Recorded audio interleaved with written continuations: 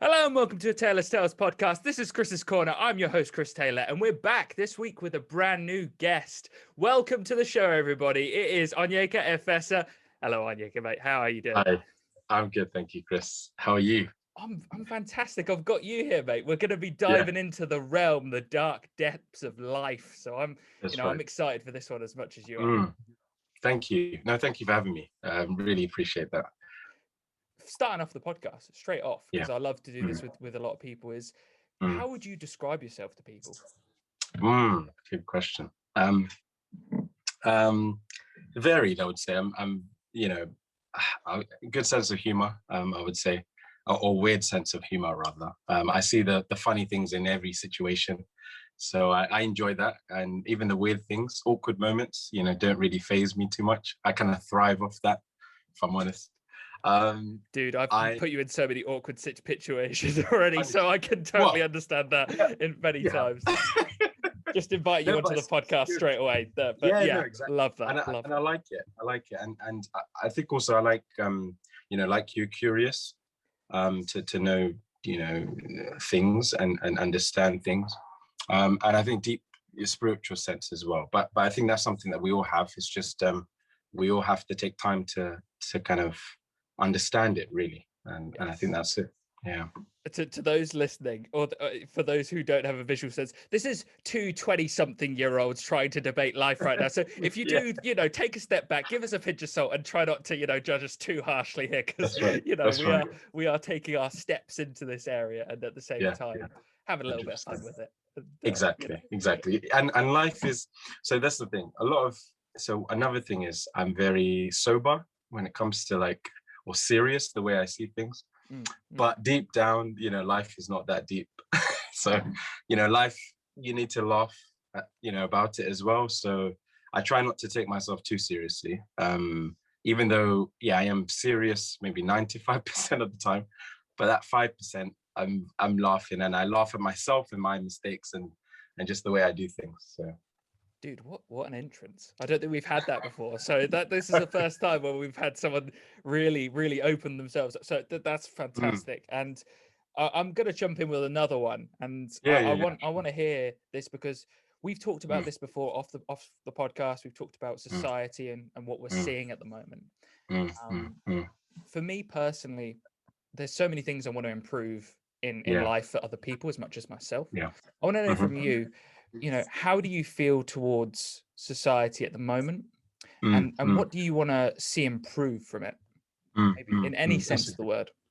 Yeah. That's a good question. So I think in society today, we see a lot of varied, personalities and interests and just how people are in nature, really, their true colors.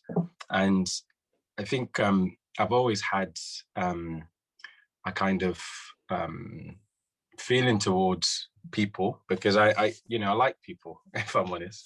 I like my friends, family, and they're really close to me. And so I kind of get a sense of duty, as it were, to people, wanting to help where possible. Um, and that extends it to society as a whole, because when you see the pain, or suffering that people are going through, I'm not immune to that, in the sense that I feel it, as it were. I feel that pain, and I would like to help in any way possible. But I do respect that I'm only one human, and we have limitations. So I respect that. So I try to focus on what I can do and not what I can't do. Um, and I think a lot of the things that we see today are actually foretold before, in the scriptures, where it describes the type of people that we see. And one characteristic is selfishness. Mm. And I think that's really, a lot of people say pet peeves, right?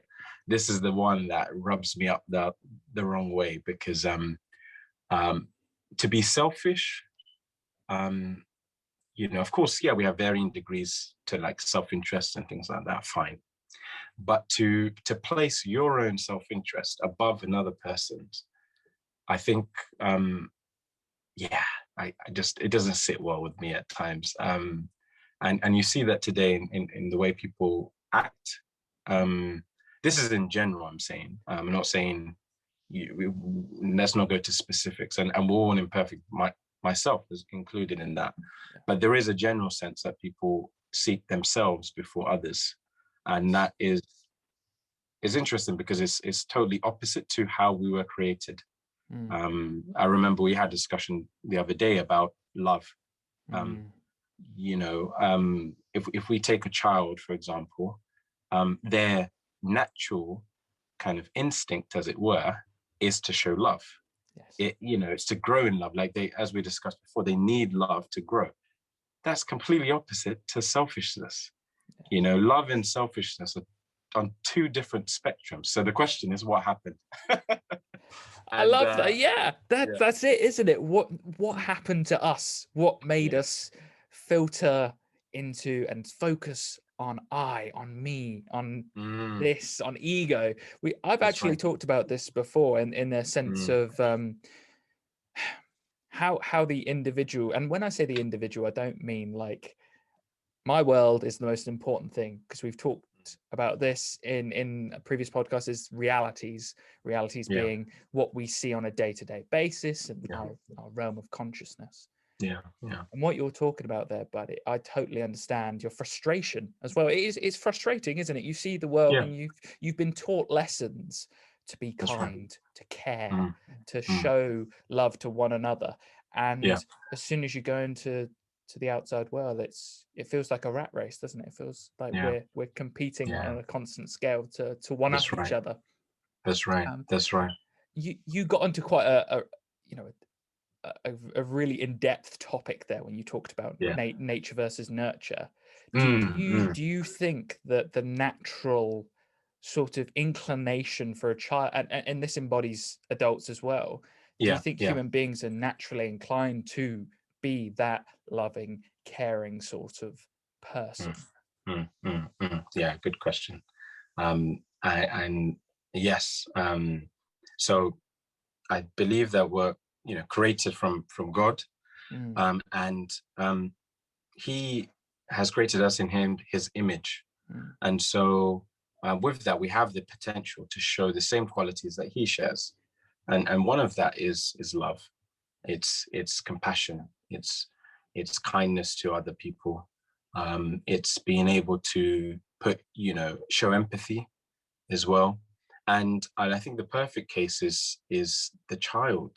I think we have to always go back to, because that's really the earliest time that we can understand of human development on a personal level. So we take a child and we see, you can ask yourself, for example, is a child naturally racist? No. Is a child naturally gonna, take what is his before another person? Now, of course, can't speak for everyone, but in most cases, the child would display kindness and love, and then it's what happens, later down the line, which is who is influencing them, what makes that change, and why do we see all these different kind of qualities in the world today? And there's actually one verse I don't know if it's right to read. Of course you can. We've done this before with people where they want to read something. Go ahead. Okay. And as I read it, just think of some of the qualities that you hear and see if you kind of see any resemblance or recognize some of these qualities in society today. So this is in 2 Timothy 3:1-5, and it says, "But know this, that in the last days, critical times hard to deal with will be here. For men will be lovers of themselves, lovers of money, boastful, haughty, blasphemous, disobedient to parents, unthankful, disloyal, having no natural affection, not open to any agreement, slanderers, without self-control, fierce, without love of goodness, betrayers, headstrong, puffed up with pride, lovers of pleasures rather than lovers of God, having an appearance of godliness, but proven false to its power, and from these turn away. So there was quite a few, like almost 19 different traits there. And some of them I've already mentioned, Chris, which is, selfishness, lovers of themselves rather than, lovers of others, as it were. Yeah, yeah. We also have disloyal, unthankful. I mean, that's another one. I don't know how you feel. If someone, like, maybe you do something for someone. I'm not saying we do things to please others. That's not what we're saying here. But you just do it. You just think of them. Mm-hmm. Yeah. I don't know about you, Chris, but the one thing I think people should do is just say thank you. Yes. No, let's not be around the bush here. That's just common decency, my friend. That's not like, you're right to say that. Let's put it out there. This is a lesson for young people. Yes. That's right. Be thankful. That's right. This is straight off. It makes a huge difference, and we have things like that. Like, people are very fierce. I mean, I there are people that can project their emotions onto other people just because, I don't know, they have the right to, or they feel that they can, and it's like, it's uncalled for. We have cases, let's say corporate management, they're looking for a scapegoat, and, they find the closest one, and that's it. Why? Because they're fierce. They can show kind of their power. And people are, being kind of victimized or becoming victims because of this kind of attitude that people have. So we see some of these qualities that mentioned here are what we see in society today, and a lot of that's really what we see. And one key thing is missing is love. There is no love in this, and unselfish love. That's really what we're trying to say here. Yeah, I think I've had a debate before about this. Is that that there's many forms of love, and most of the time they are altruistic. Good. And so I've debated this before. Is anything truly altruistic when we do things? So from your point of view, I can imagine, and you're like me, I'm an optimist in the sense that I'm hoping that people are optimistic, are altruistic, and doing things because they want to do it for the better good. That's right. However, we've also got to remember that there's a bit of yin and yang in the sense that there's good and bad in people. How do you sort of encompass that into that message? Is there true altruism from people? Oh, what a question. I've had this comment before, and I'm of the mind, from a spiritual sense, is that we aspire to be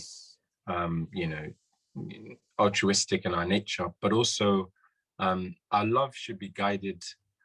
One of the most powerful types of love there is like agape love, which is love motivated by principle. So it's not just the case of I'm just gonna give my all to you because that's love, right? But it's guided by principle, and it looks at the motive as to why we're given that love, and where our loyalty should be. And so in that form of love, we have balance, because it's not a case of just loving everyone for the sake of it, because some people do things that are against our views as well, deep down. And so why would we want to mix with that? I think we have to, of course, I say mix in the sense that if it gets to a stage where someone influences you in the wrong course, maybe influences you in the way that you haven't been raised, or you don't stand for that, then the question is, should we still love that person? And I love that. Can I just like drop a little question in there? How do you address that? How do you mm, address, let's mm, say it's a long friend, someone you've had for years, someone who's mm, been part of your life, part of your childhood. mm, mm. You know It's this tough. person. How do Yeah. you deal with somebody who doesn't want the best for you in that scenario? Yeah, that's right. I think it's one of the hardest things anyone can go through, because it's uh, almost like grieving a loss, right? You know, you, you have to come to terms with that, which um, is this in line with your principles? Is this in line with how you want to live your life? And you have to take a firm stand, and know why you're doing that, even if it's close family members and friends, um, and and that's the greatest test of loyalty, as well, because I'm very close to friends, and um, and you build that trust over years, and it's the hardest thing to go without, go without that. But going back to love being motivated or guided by principle, that's where this you see in action, because your love is now not motivated just on the basis of your loyalty to that person, but rather based on the principles that you live by. And there have been benefits in doing that, because just think, if you remain firm by the principles that you live by, and the other person doesn't, but they still see you holding firm to your principles, that might just be enough to move them, to correct their ways. But if you now change because he's changed, then you haven't really got your message across there, and it happens. It happens, but I think it's that test, of our love and what is guided by, that is key. Yeah, but that question, I mean, it's one of those ones to come back to and Yes. understand, and It's because it not a is simple answer, uncomfortable. is it? It's No, no, not easy to say. And no. you've talked about a foundation there.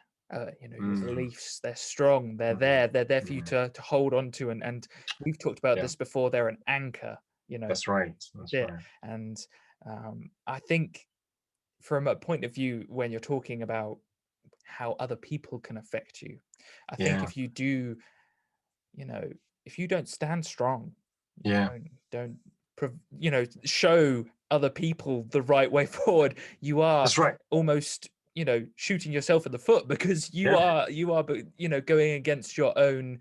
Well, I don't know if you've ever had this, Ollie, at all, Mm, whether you've ever done something or mm-hmm, said something and then you mm-hmm. immediately feel it at the back of your mind. You're like, Yeah, oh, I shouldn't yeah. have said that. Shouldn't have. Shouldn't have Yeah, said yeah, that yeah. then. How Yeah. have you addressed those? Do you Yeah. immediately say to the person, how do you address that Yeah, scenario? yeah. That happened not recently, in the sense a few months ago. Yeah. And I felt so bad. Um it was just the way I said things, I think, or just, it's not about the words, but it's just the way it was said. And I think sorry, not the way it was said, but just what I was conveying, and how I was behaving. I think you get lost in the heat of the moment.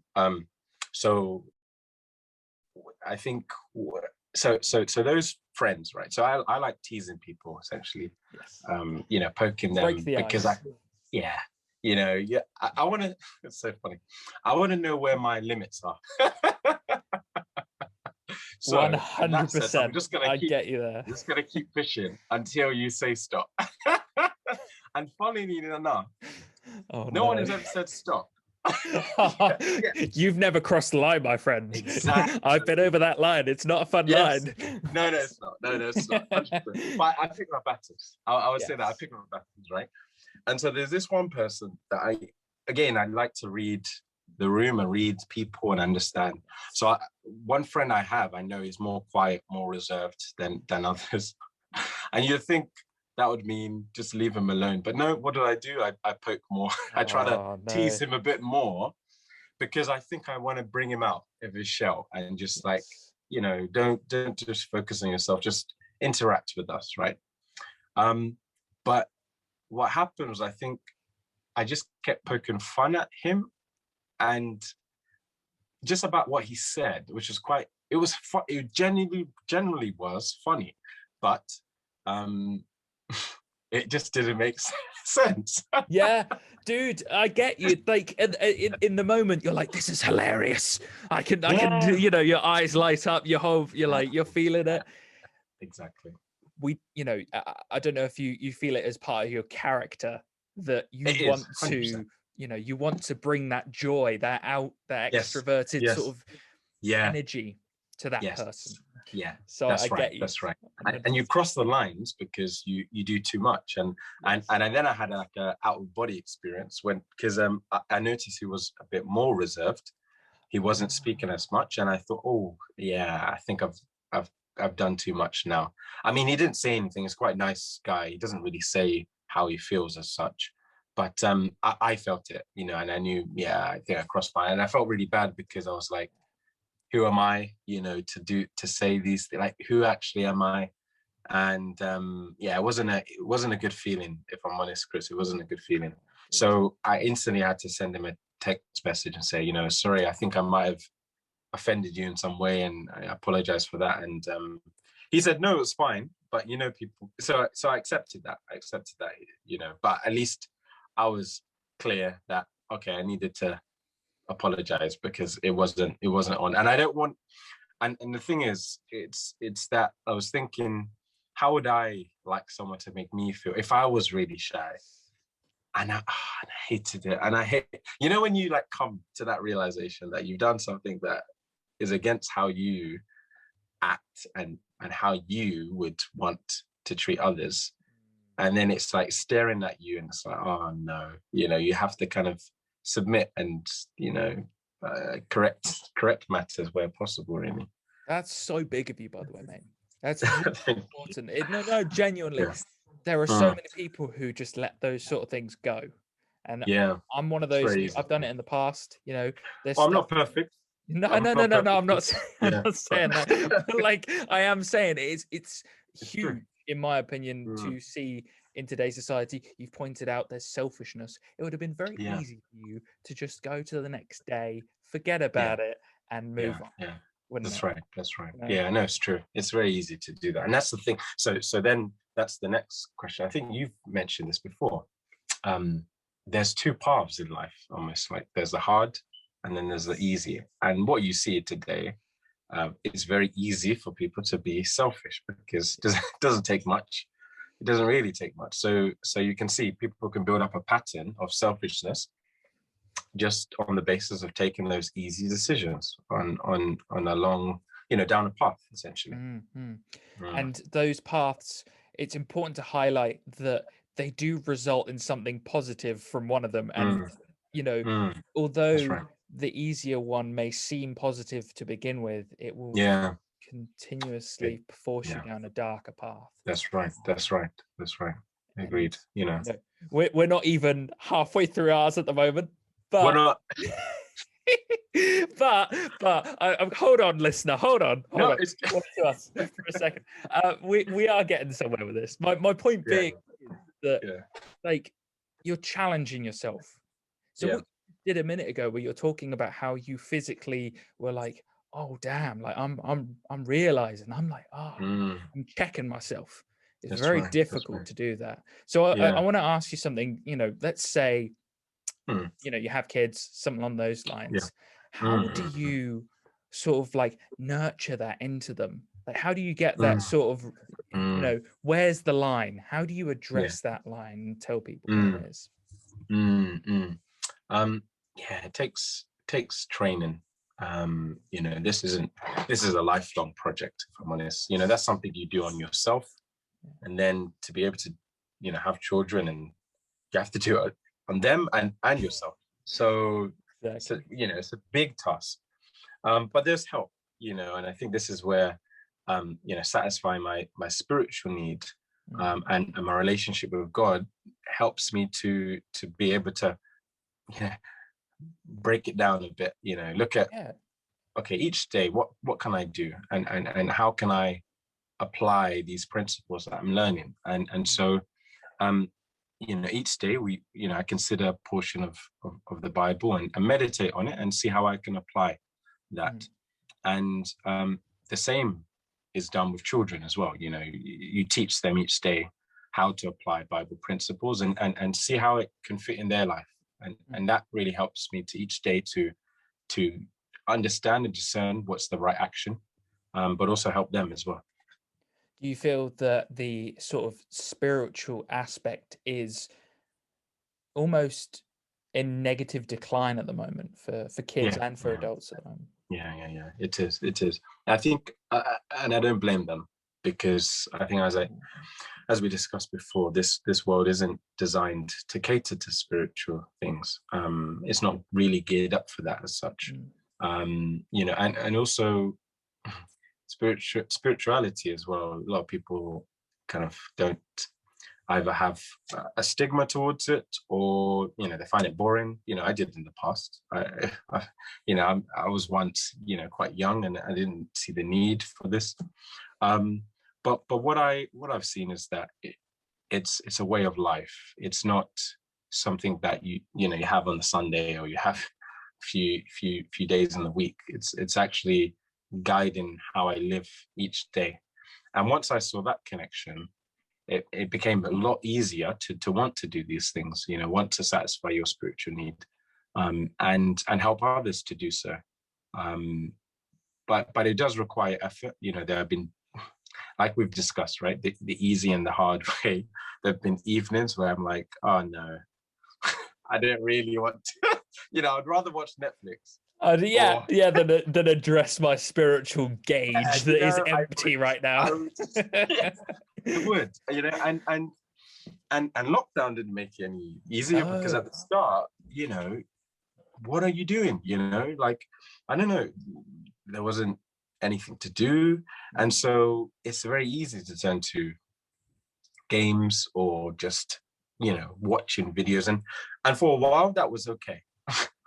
But it's kind of like the way I would describe it is like if you ate a cake every day, at some point you're going to feel empty inside. But if I said, you're going to eat, maybe some potatoes, some boiled vegetables, and maybe some meat on the side, and it might not change every day, right? But it's satisfying each day. It's satisfying, and that's what we're saying. The cake looks nice, it's great. Once in a while, why not?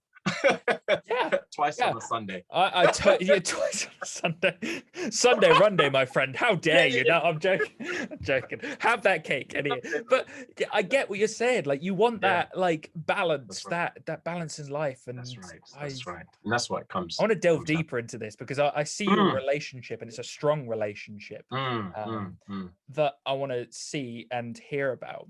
And I think that something that I'm truly keen on is that you've managed to be able to maintain that relationship through lockdown. How is that difficulty of being in a almost, I don't want to say a cage, but it feels like a cage in my mind. Let's call it what it is. It's prison. Come on, a prison. How do you feel of being in this luxury prison cell that you're in? First class. First class. Yeah, exactly. It's it's a lot of things, if I'm honest, Chris. I mean, it was a challenge at the start, because I don't know if I mentioned to you, I hated lockdown at the start. I was like, oh, woe is me, kind of. And but what really helped was knowing how much my God Jehovah loves me. It's like it's the depth of his love, and he proves that in ways that beyond my own imagination, as it were. It's those moments where you're feeling really low in yourself, and then maybe you receive like an encouraging message from someone that is like just what you needed at the right time, or you kind of get the sense of where you are in life now, that you have a purpose, you have a hope for the future, and that you can find some enjoyment and joy now. It doesn't have to be all, suffering and things like that, but you can actually have a measure of joy that is deep seated and not based on just, highs in life that you can get. Maybe you have a nice job and things like that. Yes, fine, but that's not going to sustain you through life. And so I kind of had to like readjust my thinking, and then each day as I'm reading in the Bible and taking in knowledge and trying to apply it in my life, I see the benefits, and I see a change in myself, a change in family members and how I react and interact with them. And the hope, becomes ever brighter.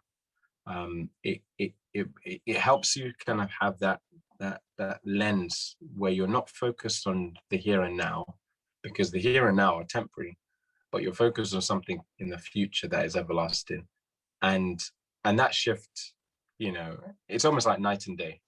And each time I try to, strengthen that relationship, I gain joy, and I just want to give that joy out again to other people. It's like a cycle. I gain the joy, I give it, I gain the joy, I give it.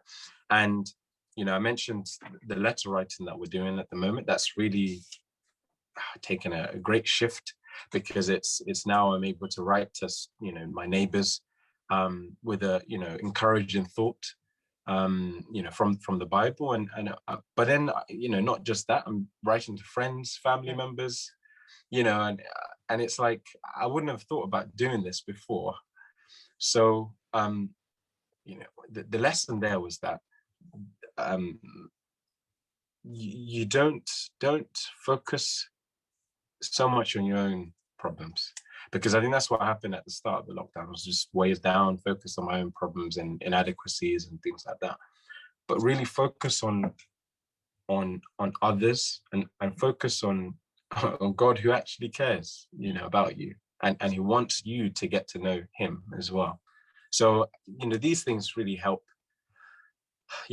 me kind of come out of that pit, as it were, and just it's a beautiful move circle, my friend. It's a beautiful circle, because you've brought it back a little bit, because we started this conversation off by talking about love and what's missing in life.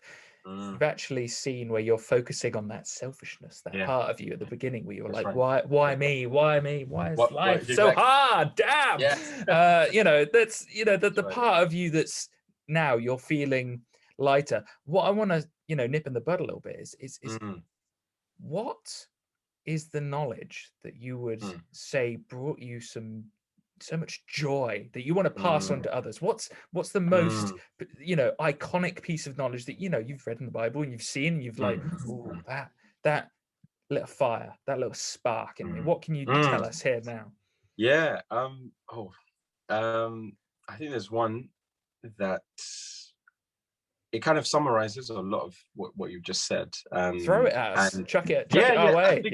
Let's do it. And it highlights better than I can say. So I'm going to stop speaking now and just let do it.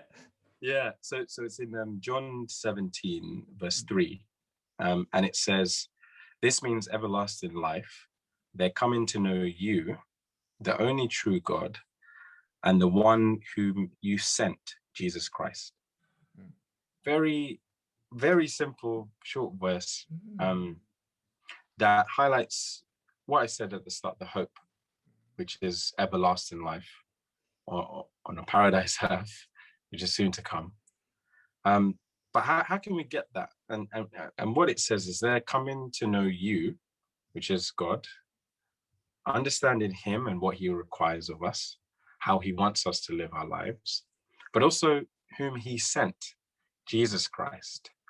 Because Jesus Christ came so that we can be reconciled to God. And he left us a pattern, a way in which we can live our lives going forward. So if you recall, I mentioned, the easy way of doing things or the hard way of doing things.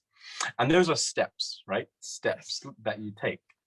Well, those steps are based on the example that Jesus set. It's almost like a model for us to live our life by. And those are the steps that I'm taking, those short decisions, those small decisions that we think don't add up, they do add up. And so when I base my steps, just trying to follow them, Jesus's way and life course, closely, it really does help me to gain joy and make those right decisions. Of course, we are imperfect, so we'll make mistakes along on the time. But what counts with God is our ability to keep making those steps, keep putting one feet in front of the other, just keep going, don't give up, just keep going. And that's he says that this means everlasting life, so he cannot lie. If we keep doing this each day, taking in that knowledge and understanding that requirements that he has for us, we can gain this, and it's open to all, not just me. And I think that's really what helps me each day, recognizing that understanding the requirements and how to live my life as well. Oh, wow.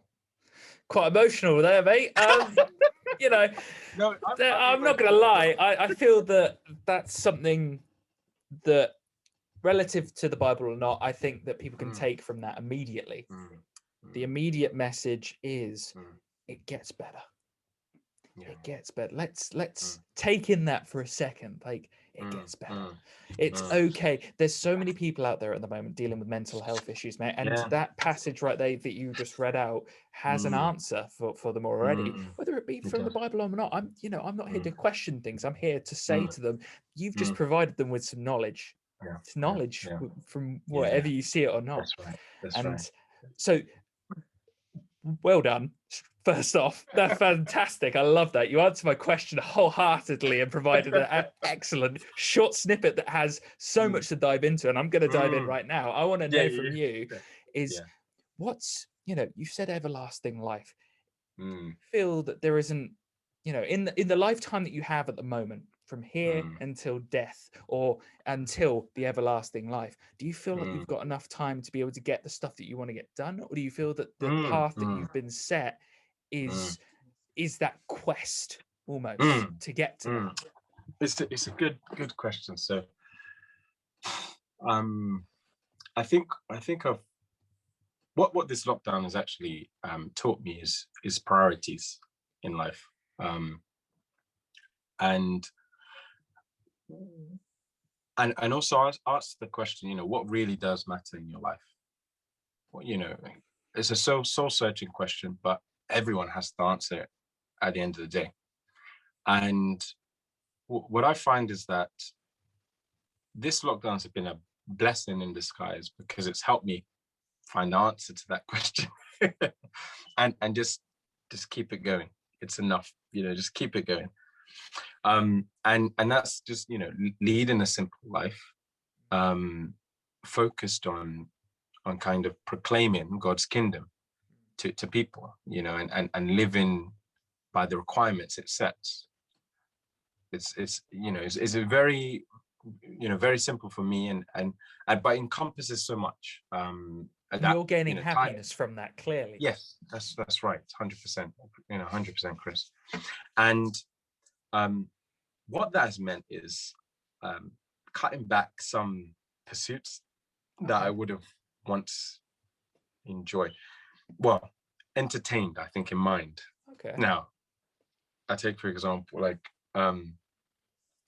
I enjoy psychology. I mean, I'm not saying I'm not going to still read up, but I'm gonna delve deep in it. I think there's another top question you raised, and we're gonna get into that. Don't think we're over yet, mate. Yet, and it's like I'm already, one step. But I take that for example, right? I've always felt that I could just that's such a strong interest for me, and I really just want to learn as much as I can about it, and just keep going there, But I had to level myself a bit, because I can do all of those things, but what is my priority in life? And that is actually, proclaiming God's kingdom and living by that. Okay. I can still, understand psychology and learn and read about it. We're not saying don't do these things, but what we're saying is have a focus, Yes. My focus isn't on psychology in the every much like in the detail that I would love, because Yeah.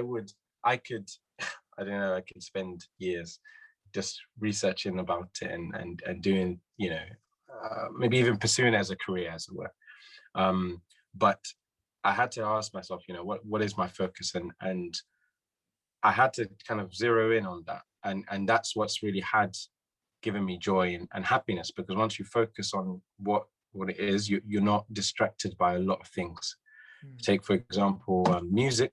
I like learning that, and sports, football. Yeah. So what I'm saying here is, in the life I have now, till death, as it were, if I were to die, Yeah. I'm just going to have my focus on one thing. Yeah. And that's okay. And There's nothing wrong yeah, with that at yeah, all. yeah, Don't sound. You sound like you're saying something that you shouldn't say. It's fine yeah, to say that. yeah, exactly. No, exactly. And I think, Yeah. but it's another thing that we're going to touch on, at some other time. But it's just that focus, and I think that's really what it boiled down to, is just having that simple mind and heart and desire onto what you're going for in life, and just doing that, and being content with that. And I think that's right. What I find, in my heart, like, there's so much, there really is so much that I would love to just go into and become an expert in, and just like really just know it. But I have to have a simple mind, because if you I think before lockdown, I was like, oh, there's so much I could just go into, and just like a tap of my finger, I can just go into this. Yeah. Which is fine. I have those interests, but I know I need to, have a focus as well, because if I don't have a focus, I'm just going to be distracted by every little thing. And what that might do is distract me from satisfying my spiritual need as well. So you can see, how these things interplay, and I'm okay. I think I had to learn that lesson, and I think lockdown has taught me that, and it's good, because I've gained joy and happiness out of this, by keep having a simple focus on the kingdom to come, and I think that's, I think it's even a life lesson for everyone.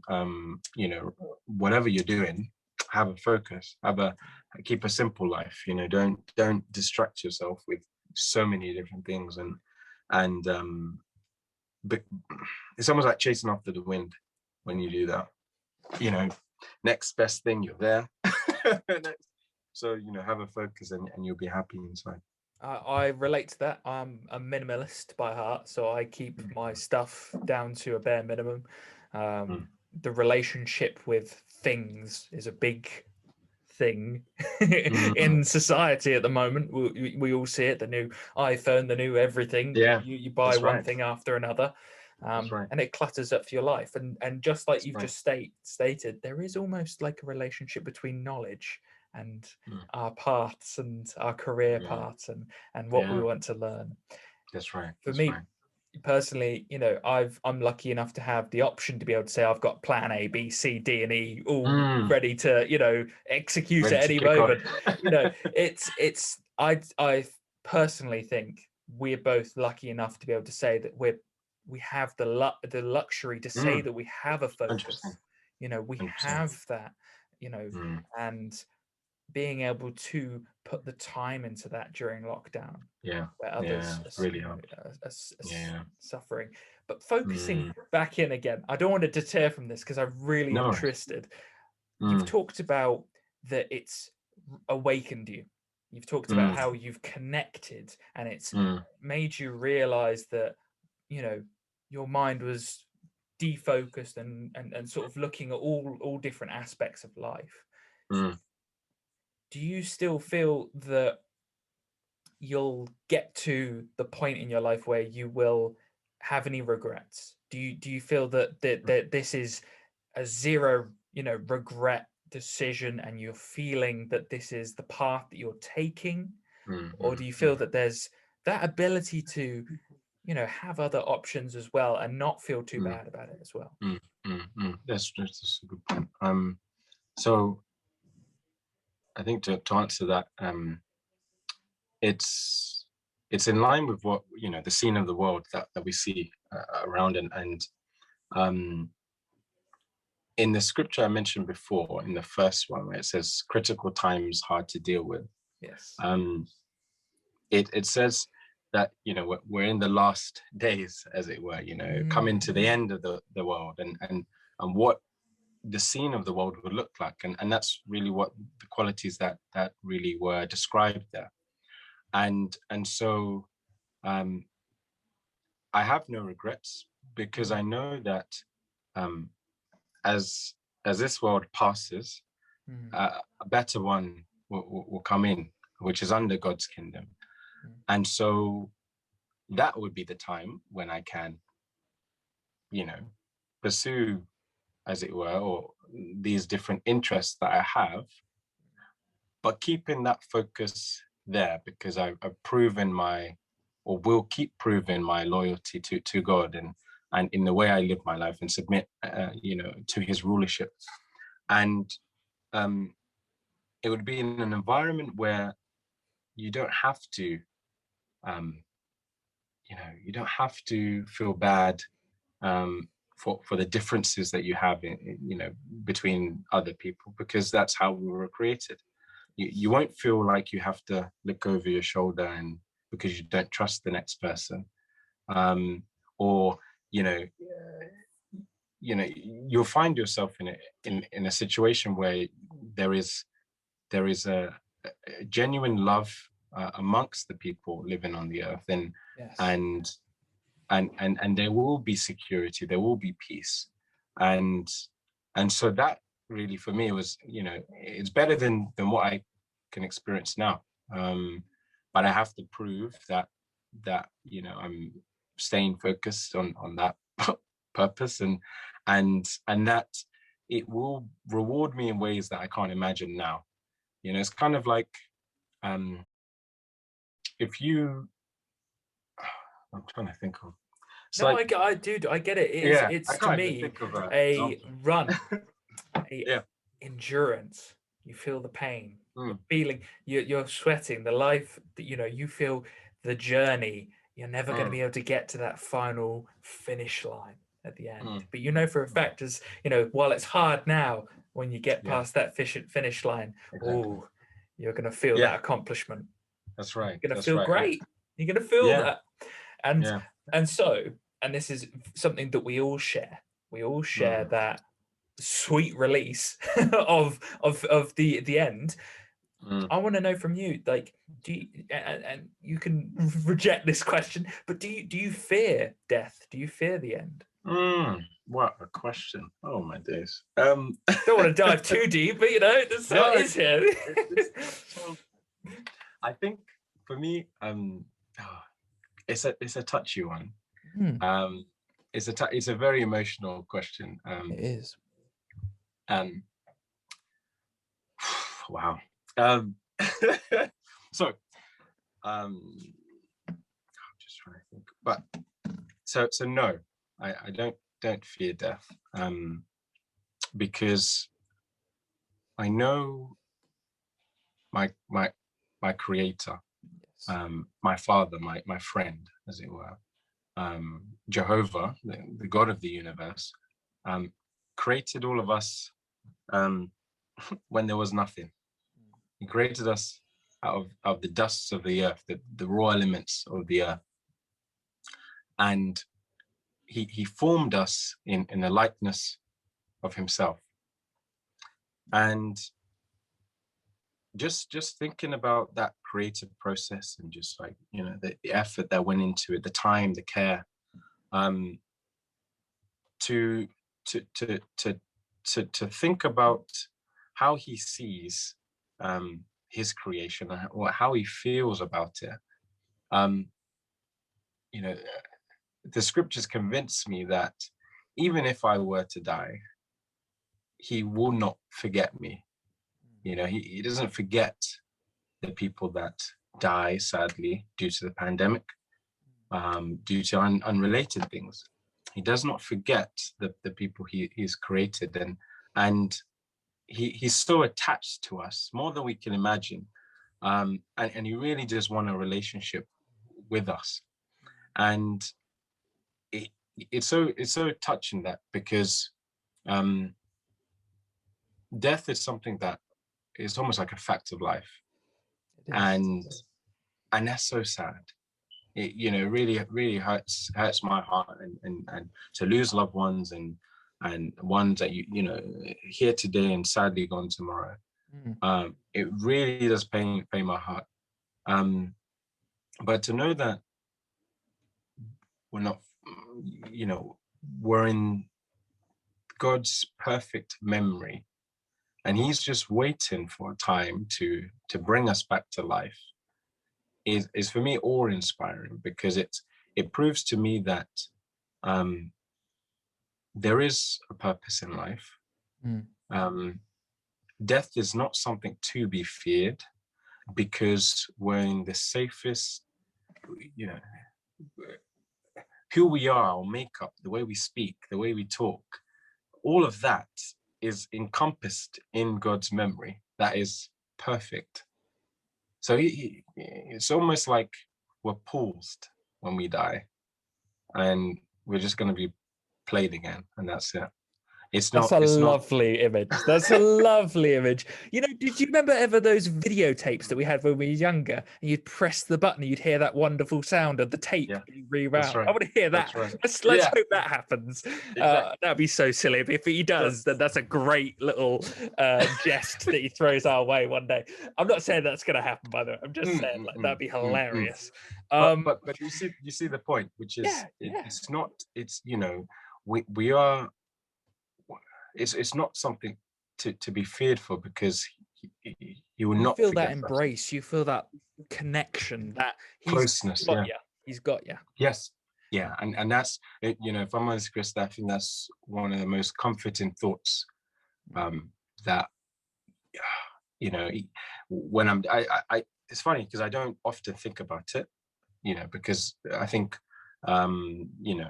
we just get on with our day-to-day things. But when you do stop to think about this, and that you're in his memory, he's not going to forget the good that you've done in life. And he's yearning to bring you back to life. Oh boy. You already did, Chris, bud, for me. You already did. I nearly died back in 2015, but that's a story for another time. I've been there, done that, faced death, and Chris came out on top. Now I'm kidding, obviously. But I love that you're trying to say that you're not afraid because you have this connection, this spiritual bond, and that fear is gone, is evaporated, because you feel the strength. It really is. And I'm getting to this because I want to know from you, is that what is the relation? You've got this strength between you and your God, and I want to know what's the difference between this spiritual connection and religion itself. Do you see a difference, or is it one and the same? Yeah, good question. So I think today a lot of people think religion,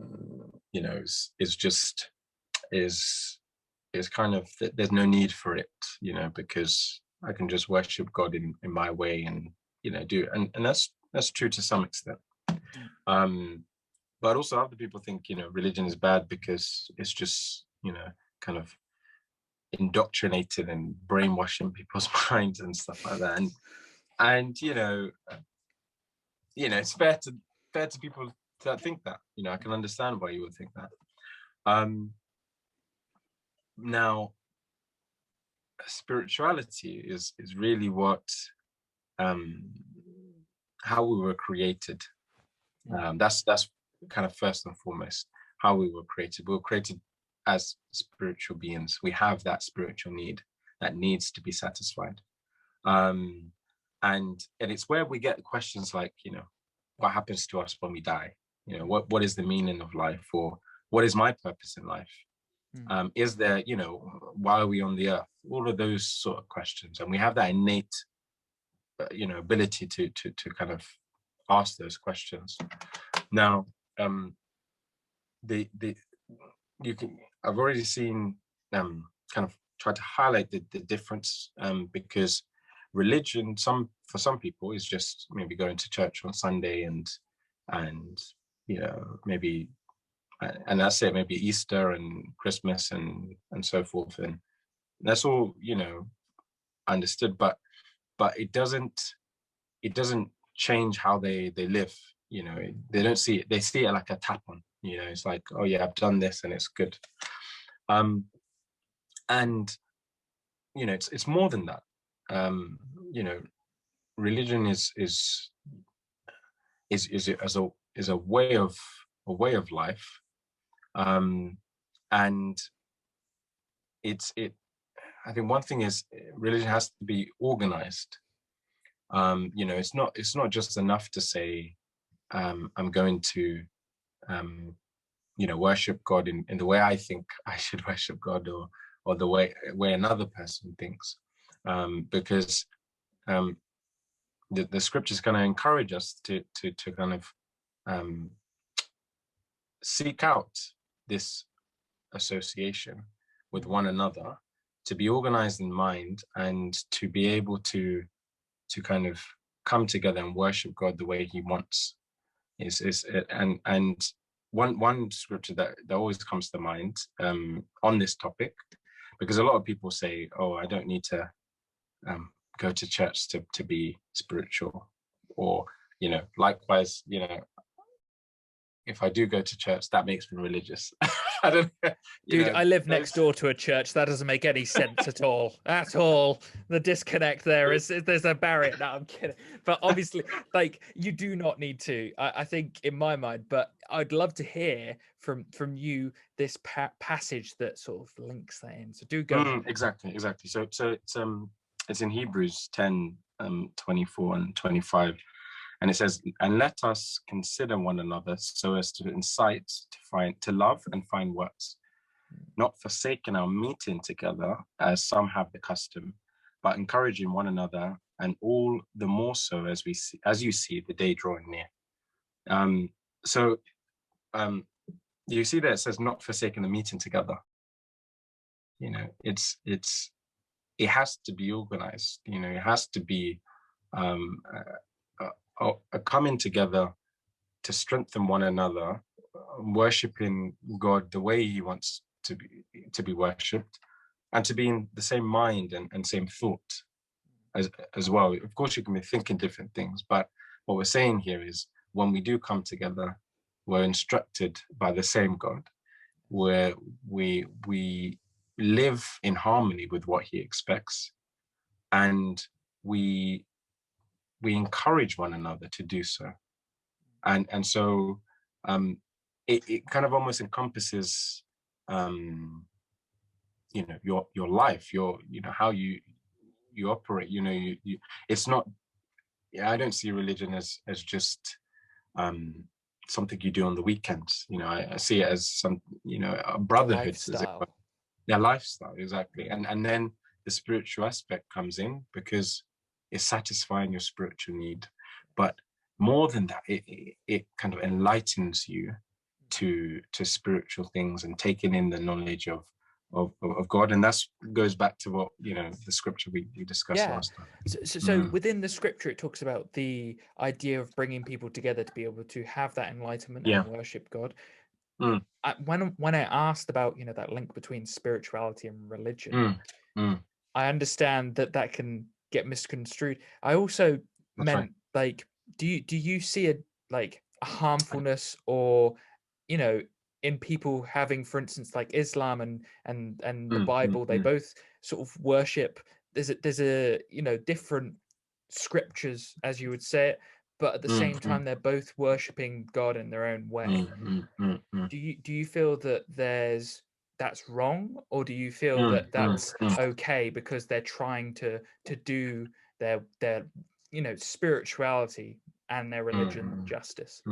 That's a good question. I think it's a common question that a lot of people have today, and I think it's something to it's a kind of brings a question, essentially, which is, can we identify maybe like do all the roads lead to the same point? And I think that's really what we're asking now. Why is it that there are over 10,000 denominations of Christianity? Yes. If it's the same God they worship, why? Yeah, why is it? Those sort of questions, and then we go into the debate, or not debate, but just consideration of Islam and Christianity, and then Hindu, and and so there's all these religions, and I think that's the question we need to, how can we identify the true religion, as it were? And there are indications, and some of which I haven't written down now, but it is something that we should ask ourselves, how is this religion improving our life, and how can we understand if this is what God expects of us? And I think this is where we have to consider key texts and try to understand and identify the hallmarks of the true religion, as it were. So in answer to your question, I think yes, it's something to be questioned. Why are there so many different religions, and how can I know what is leading to the right way? And I think that's something that this world is set up in that way, where you have so many different ones, and people take it in different ways. A lot of people use it as an excuse for bad behavior, or even the opposite. I did a podcast on that, the Crusades. yeah, you see. So these are things to be discussed. I couldn't give you a straight answer now, because it's okay. It's a big question that requires a lot of study, but because it does. How do you, like, you've discovered a happiness and a strength, and we see that, but other people may have the same thing from different texts. And in my mind, I would never want to defer them from that, because true happiness is very hard to come by, and as you said, from the world that we live in. And also it's not something to we're not doing this as in we have beliefs, but it's not a case of dismantling someone else's belief just because it's different to yours. That's not what we're talking definitely here. Not. What we're trying to do is reason, but also to see the world that we're in, and try to come to an understanding, and I think that's why I respect people and their faiths, because like you said, it brings that happiness to them, and and I think we're not ones to judge, as it were. But at the same time, it's still worth considering that question. Do all the roads lead to the same point? But it's a really nice topic, actually, quite deep. It is. That's why we're here, bud. That's why we're here. Yeah. This is why it's always fun talking to you. But moving on to a similar, because this ties in really nicely with your faith. You feel grounded, and you're feeling really in touch with that spiritual gauge I've talked about, where you go, it goes up and down, and we've talked about life being a wave, and we're going up and down, and positivity. Is there a person or a place that truly makes you feel, do you have a place in your mind that you go to that reminds you of this, this spiritual connection and this connection with God? It's such a good question. I think it's all around us. It really is all around us, and so I think in the small moments we kind of have to take it and look. I think in my short lifetime, as it were, there haven't been many places that I can say I always go back to that place, and it's great. But I would say it's like it's in nature, and what I take from it. I remember an experience. I went to Wales. I think it was the first time that I could look up to the night sky and see so many stars, and I was blown away. I mean, this was something. It was almost like, there's I think in London you don't appreciate it because it's like the air pollution and things, and you don't see, like, you see like dots, little dots, but this was like, I don't like. It was almost like fireworks in the night sky, but they were just still. And it was breathtaking. Everywhere you would look, or if you focused on one patch of the sky, you would see more stars. The longer you focus on that patch, it was crazy. Yeah. And so what that brought me, closer to God, because I appreciated the creation, The artistry. Yeah, the artistry, Yeah, man, And it's totally understandable. Yeah. What is more beautiful than Yeah. the night sky with pinholes of light breaking the darkness that That's right. is the beyond, That's right. And that's so for me, it was that whole experience, of going there and seeing the night sky, but also trying to find a quiet time where I can appreciate nature and actually enjoy what I'm seeing, and that's really something that brings me closer to God, and in every way possible. So when I take that time to do this, then I gain happiness and connection. That's beautiful, man. I'm picturing a hilltop. I'm picturing a night sky. I've got a whole image in my mind of where you're going and where you're like feeling that, that the gauge go up and feel that connection. So that's not everyone's got that. And the fact that you can go to that place and sort of disconnect, because it is, a lot of people make the assumption that when you're meditating, you're actually leaving this world and you're moving away. Right. Actually, I think you're more connected with the life. Yeah. When you're in nature, you're more connected to well, and you're, in God's case, and in if he's everywhere, and you said everywhere, then nature, and this is probably why human beings are so keen to see green open spaces. They see them and they're like, that's right. That's right. Yeah, no, so true. And Chris, it's all around us. Really is all around us. So it's almost inexcusable, as it were, to deny that there's a creator based on what you see. I can't look at the night sky and then say, you know what, I made that myself or something. Well, there's no, Yes, Michelangelo did it 500 years ago. I think you'll find. No, I'm just...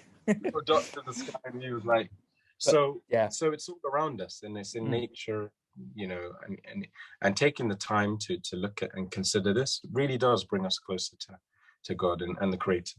And do you feel that now that you've benefited from this, and you've got your place, you've found this connection, you've got through, we're near the, we've said this before, although you're saying this year's a write-off, we're getting to the end of the pandemic. How do you think you're going to continue this? And do you, you're spreading a message, you're sending letters, and I know you've said that you want to continue to send letters. What do you think your future plan is? Like, what's taking you forward? That's a good question. I think it's always trying to improve, deepen my relationship with God and family and friends, kind of improving in my qualities, I mentioned before, following Christ closely, that involves also trying to imitate him and the qualities he showed. So I just, see that as a lifelong plan, and also spreading, the good news, from God. So speaking to people, writing letters, there's very much a foundation in that, and um, and also trusting that you know, this is bigger than myself. You know, this is not me planning my own thing, but allowing God to direct, you know, my steps. And I think this is where yeah, you know, I look forward to the future, because I just don't know you know, how next year would look like. And you know, if I did, I don't think I would enjoy it, if I'm honest. If I had a map that said, yeah, I'm going to be like this and this, I don't know. What's there to look forward to? If you already know it. You know, Yeah. The unknown's a scary and wonderful place that you That's have right. ready for you. That's right. I That's love right. that. I have a push and pull with that, because part of me is like, I want to plan Yes. to the nth degree. Like, you know, if you look at my schedule, you're like, every minute of every day up until this point. It's not missing. And lockdown's actually done that, because it's like, I kind of, if I don't make a plan, I forget. And then if I forget, I feel bad. So I kind of feel the need to just schedule the time, meeting friends, or what I'm doing. But at the same time, life doesn't work like that. Yeah, man. Life does not work like that. And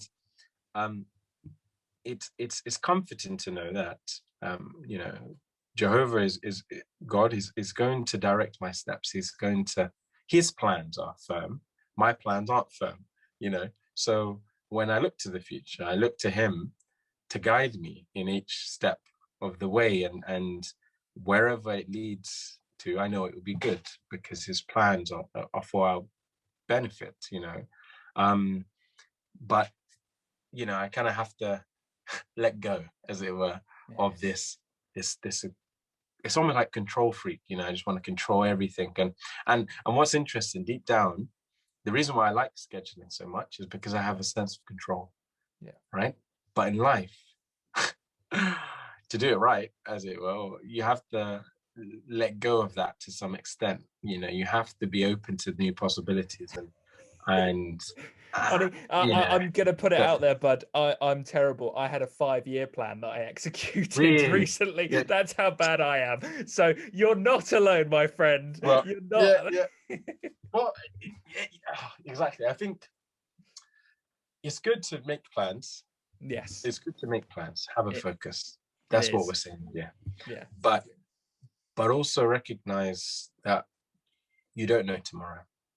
So you know, take that in. You know, really take that in, and recognize that, you know, we don't know tomorrow, and so we need to trust. You know, let's treasure today. Let's treasure the moment. Right.